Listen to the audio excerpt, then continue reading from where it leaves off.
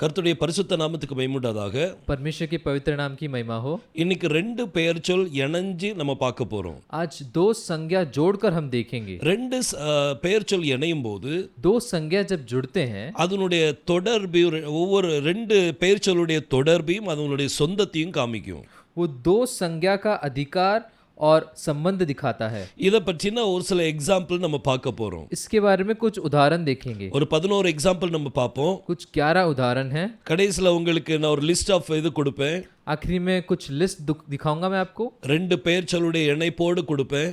दो संज्ञा का जोड़ के दिखाऊंगा। அது இங்கிலீஷ்லயும் இருக்கும், அடுத்து ஹீப்ரூலயும் இருக்கும். वो इंग्लिश में भी रहेगा और हिब्रू में भी रहेगा। சோ ரெண்டையும் நீங்க டிரான்ஸ்லேட் பண்ண வேண்டியிருக்கும். तो दोनों को आपको ट्रांसलेट करना पड़ेगा। சோ நம்ம ஃபர்ஸ்ட் எக்ஸாம்பிள் பார்க்கலாம். हम पहले उदाहरण को देखेंगे। தாவீதுனுடைய வீடு, दावीद का घर, house of David. House of David. இதுக்கு எபிரேய மொழியில எப்படி சொல்வீங்க? इसको इब्रानी भाषा में कैसे कहेंगे? இதுல இப்ப ரெண்டு வார்த்தையும் பெயர் சொல் தான். इसमें दोनों शब्द संज्ञा ही है।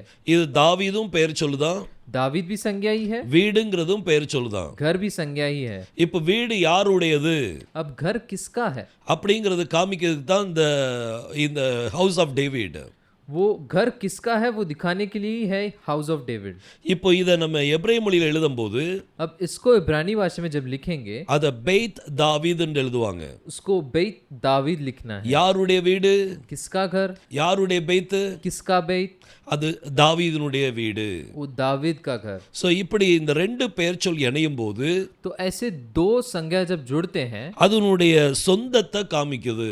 उनके संबंध को दिखाता है। சரி, அடுத்த எக்ஸாம்பிள் நம்ம பார்க்கலாம். अगले एग्जाम्पल को देखेंगे। இப்போ லேண்ட் ஆஃப் கானான், अगला है लैंड ऑफ कानान। ஒரு இடத்தை குறிப்பிடுது. இது கானானின் இடம். एक जगह को दर्शाता है लैंड ऑफ कानान। இந்த லேண்டுக்கு, இந்த இடத்துக்கு எபிரேய மொழியில என்ன சொல்வாங்கன்னா, ये जगह को इब्रानी भाषा में कहेंगे அது எரட்ஸ் அப்படின்னு சொல்லுவாங்க. एरेट्स ऐसा कहेंगे। கானான் கானான் தான். कानान कानान ही रहेगा। சோ எரட்ஸ் கானான் அப்படின்னு சொன்னா तो एरेट्स कानान जब कहते हैं அப்ப கானானினுடைய இடம். वो कानानियों का जगह। இப்போ லேண்ட் ஆஃப் ஈஜிப்ட் அப்படின்னு சொல்லணும். अभी अगर लैंड ऑफ इजिप्ट ऐसा कहना है तो அதாவது எகிப்தருடைய இடம் அப்படின்னு சொல்லணும். मिस्र लोगों का जगह। அதுக்கு எபிரேய மொழியில எப்படி சொல்வீங்க? उसको इब्रानी भाषा में कैसे कहेंगे? எரட்ஸ் மிஸ்ராயிம். एरेट्स मिस्राइम। சோ இந்த மாதிரி அந்த இடத்தை சம்பந்தப்படுத்தி இங்க காமிக்கிறது. तो ऐसे उस जगह का संबंध दिखा के यहाँ पे संज्ञा है। அடுத்தது மூணாவது எக்ஸாம்பிள் பார்க்கலாம். अगला तीसरा एग्जाम्पल देखेंगे। அது ஏஞ்சல் ஆஃப் யாவே. वो है एंजल ऑफ यावे। இப்போ யாவேங்கிற வார்த்தை, अब यावे ये जो शब्द है இது இப்படிதான் சொல்லணுமா அப்படின்னா அப்படி இல்ல. ये ऐसे ही बोलना है ऐसा जरूरी नहीं, ஏன்னா நம்ம தேவனுடைய நாமத்தின் உச்சரிப்பு, क्योंकि हमारे परमेश्वर का जो उच्चारण है அது எப்படி உச்சரிக்கணும்னு யாருக்கும் தெரியாது. वो किसे भी पता नहीं कैसे उच्चारण करना है। சிலவங்க யெகோவான்னு சொல்றோம், कुछ लोग यहोवा कहते हैं, சிலவங்க ஜெஹோவான்னு சொல்றாங்க, कुछ लोग जहोवा कहते हैं, யாவே சொல்றாங்க, यावे कहते हैं, யாவான்னு சொல்லுவாங்க, यावा कहते हैं, யெஹ்வா அப்படின்னு சொல்லுவாங்க. यखवा ऐसा कहते हैं। இப்படி பல உச்சரிப்புகள் இருக்குது. ऐसे भिन्न भिन्न उच्चारण हैं। நீங்க எப்படி உச்சரிக்கீங்களோ அப்படி உச்சரிச்சுக்கிட்டு இருங்க. आप जैसे उच्चारण कर रहे थे वैसे उच्चारण कर लीजिए। சோ ஏஞ்சல் ஆஃப் யாவேன்னு சொல்லணும்னா तो एंजल ऑफ यावे ऐसा उच्चारण करना है तो அப்ப ஹீப்ரூல எப்படி சொல்வீங்க? उसको इब्रानी भाषा में कैसे कहेंगे? ஏஞ்சலுக்கு எபிரேய மொழியில एंजल को इब्रानी भाषा में அத மலாக்னு சொல்லுவாங்க. मलाक ऐसा कहते हैं। மலாக் யாவே. मलाक यावे। யாருடைய ஏஞ்சல்? किसका दूत? யாருடைய மலாக்? किसका मलाक? அது யாவேனுடைய மலாக். वो यावे का मलाक। சோ இந்த மாதிரி சொல்லலாம். तो ऐसे हम कह सकते हैं। அடுத்த எக்ஸாம்பிள் பார்க்கலாம். अभी अगला एग्जाम्पल देखेंगे। இஸ்ரேலின் ராஜா. इजराइल का राजा।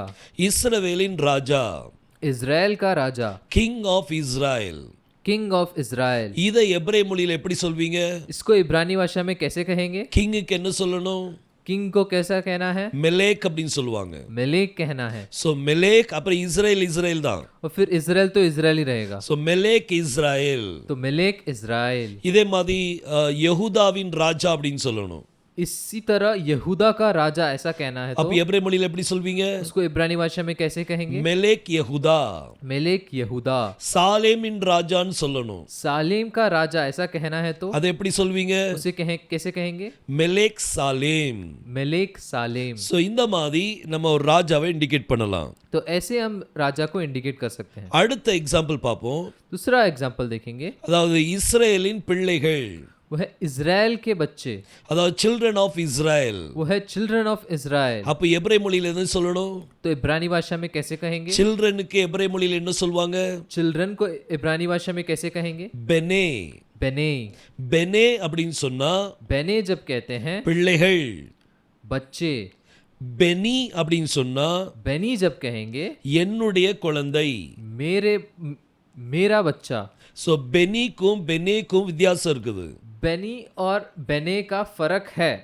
பெனே அப்படின்னு சொன்னா बेने जब कहते हैं அது பிள்ளைகள் குறிக்கும். वो बच्चों को दर्शाता है। பெனி அப்படின்னு சொன்னா बेनी जब कहते हैं என்னுடைய குழந்தை அப்படின்னு குறிக்கும். मेरा बच्चा ऐसा दर्शाता है। சோ இங்க இஸ்ரேலின் பிள்ளைகள், तो यहाँ पे इजराइल के बच्चे, அது எபிரேய மொழியில எப்படி சொல்வீங்க? उसको इब्रानी भाषा में कैसे कहेंगे? பெனே இஸ்ரேல். बेने इजराइल। சோ இந்த மாதிரி காரியங்கள். तो ऐसे चीज है यहाँ। அடுத்த எக்ஸாம்பிள் பார்க்கலாம். अगला एग्जाम्पल देखेंगे, daughter of Zion. Daughter of Zion. So இதை எபிரேய மொழியில எப்படி சொல்வீங்க?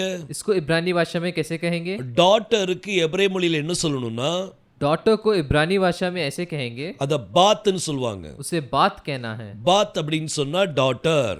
बात का मतलब डॉटर है। சோ பாத் ஜியான். तो बात जियोन। பாத் ஜியோன் அப்படின்னு சொன்னா बात जियोन का अर्थ है டாட்டர் ஆஃப் ஜியோன் சொல்லி அர்த்தம். Daughter of Zion. சோ இந்த மாதிரி ரெண்டு பெயர்ச்சொல் இணையும் போது तो ऐसे जब दो संज्ञा जुड़ते हैं அதனுடைய சொந்தத்தையும் அதனுடைய தொடர்பையும் காமிக்குது. उसके अधिकार और संबंध को दिखाता है। இப்ப அடுத்த எக்ஸாம்பிள் நம்ம பார்ப்போம். भी अगले एग्जाम्पल को देखेंगे। அடுத்தது தேவனுடைய வார்த்தை. अगला है परमेश्वर का शब्द, the word of god. The word of god. காட்க்கு எபிரேய மொழியில என்ன சொல்வீங்க?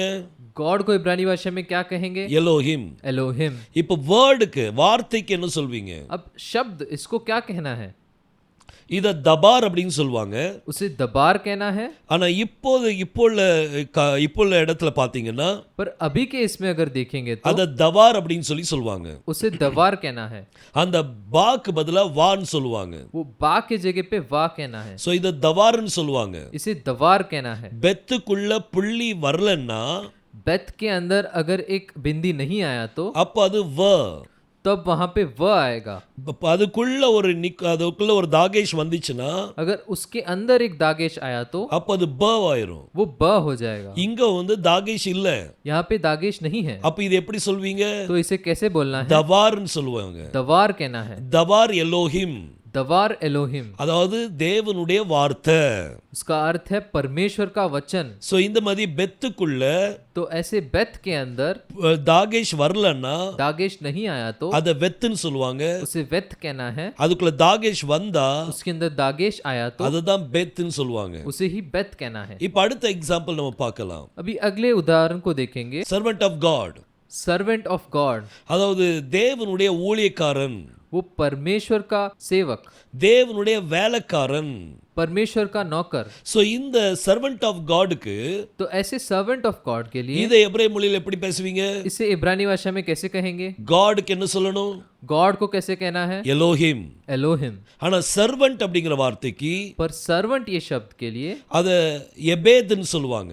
उसे एबेद कहना है। ஆனா இப்போ पर अभी அது எவேத்னு சொல்லுவாங்க. उसे एवेद कहना है, அந்த பெத்துக்குள்ள தாகேஷ் இல்ல. क्योंकि वो बेत के अंदर दागेश नहीं। சோ எவேத் எலோஹிம் அப்படின்னு சொல்லணும். तो एवेद एलोहिम ऐसा कहना है। நீங்க யாரு? आप कौन हो? எவேத் எலோஹிம். एवेद एलोहिम, servant of god. Servant of god. அந்த தேவ மனுஷன் he is a servant of god. वो परमेश्वर का सेवक। அவங்கள பார்த்து என்ன சொல்வீங்க? उनको देखकर क्या कहना है? அவங்கள எவேத் எலோஹிம் சொல்வீங்க. उनको एवेद एलोहिम कहना है। சோ எவேத் எலோஹிம்னா servant of god. एवेद एलोहिम का अर्थ है सर्वेंट ऑफ गॉड। அடுத்த எக்ஸாம்பிள் अगले example, mountain of god. Mountain of god. தேவனுடைய பர்வதம். परमेश्वर का पर्वत। சோ பர்வதத்துக்கு என்ன சொல்வீங்க எபிரேய மொழியில? तो पर्वत को इब्रानी भाषा में क्या कहेंगे? ஹார்ன்னு சொல்லுவாங்க. हार कहना है। ஹார் எலோஹிம். हार एलोहिम। சோ தேவனுடைய பர்வதம். तो परमेश्वर का चट्टान। சோ இந்த மாதிரி நம்ம பார்த்துக்கிட்டே இருக்கலாம் நிறைய எக்ஸாம்பிள். तो ऐसे बहुत सारे उदाहरण देख सकते हैं। அடுத்தது நம்ம பார்க்கலாம். अगला उदाहरण देखेंगे, spirit of god. Spirit of god. Spirit of காடுக்கு எபிரேய மொழியில என்ன சொல்வீங்க? स्पिरिट ऑफ गॉड को इब्रानी भाषा में कैसे कहेंगे? காடுக்கு எலோஹிம். गॉड के लिए एलोहिम। ஸ்பிரிட்டுக்கு என்ன சொல்வீங்க? स्पिरिट के लिए क्या कहेंगे? ருவாக். रुआक। ருவாக் எலோஹிம். रुआक एलोहिम। ருவாக் எலோஹிம் அப்படின்னா ஸ்பிரிட் ஆஃப் காட். रुआक एलोहिम का अर्थ है स्पिरिट ऑफ गॉड। சோ இந்த மாதிரி இந்த காரியங்கள். तो ऐसे चीज है यहाँ पे। இன்னொன்னு கடைசியா ஒரு உதாரணத்தை பார்க்கலாம். आखिरी एक उदाहरण देखेंगे, அது மேன் ஆஃப் காட். वो है परमेश्वर का मनुष्य। சோ மேன் ஆஃப் காடுக்கு तो मैन ऑफ गॉड के लिए, மேனுக்கு எபிரேய மொழியில என்ன சொல்வீங்க? मैन के लिए इब्रानी भाषा में कैसे कहेंगे? இஷ். इश। காடுக்கு எலோஹிம். गॉड के लिए एलोहिम। அப்போ மேன் ஆஃப் காடுக்கு என்ன சொல்வீங்க? तो मैन ऑफ गॉड के लिए कैसे कहना है? இஷ் எலோஹிம். इश एलोहिम। சோ இந்த மாதிரி அத மாதிரி நீங்க இப்போ woman of godன்னு சொல்லணும். उसी तरह अगर आपको वुमन ऑफ गॉड कहना है, womanக்கு எப்படி என்ன சொல்வீங்க? वुमन के लिए क्या कहना है? இஷா. इशा। இஷா தான் எபிரேய வார்த்தை. इशा ही इब्रानी शब्द है। இஷா எலோஹிம். इशा एलोहिम, அதாவது woman of god. वो है वुमेन ऑफ गॉड। சோ இந்த மாதிரி तो इस तरह ரெண்டு பெயர் சொல் இணையும் போது, तो इस तरह जब दो संज्ञा जुड़ते हैं, அது இன்னொரு முதல் பெயர் சொல்லுடைய சம்பந்தத்தையும் தொடர்பையும் காமிக்குது. वो पहले संज्ञा के अधिकार और संबंध दिखाता है। சோ இந்த மாதிரி எக்ஸாம்பிள் இருக்குது. तो इस तरह एग्जांपल्स है। இப்போ நீங்க ஸ்கிரீன்ல உங்களுக்கு காமிக்கப்படுற ஒரு சில எபிரேய இது கொடுத்திருக்கிறேன். अभी आपको स्क्रीन में जो दिख रहा है कुछ इब्रानी वाक्य है, அதே மாதிரி இங்கிலீஷ்லயும் கொடுத்திருக்கிறேன். उसी तरह इंग्लिश में भी है। இத நோட்புக்ல நல்லா காப்பி பண்ணிட்டு इसको नोटबुक में लिख लीजिए, அதை டிரான்ஸ்லேட் பண்ண பாருங்க. उसको ट्रांसलेट करने के लिए कोशिश कीजिए। கர்த்தர் உங்களை ஆசீர்வதிப்பாராக. परमेश्वर आपको आशीष करे। மீண்டும் அடுத்த எக்ஸாம்பிளோட சந்திக்கலாம். फिर से और कुछ उदाहरण के साथ मिलेंगे। ஆமென். आमीन।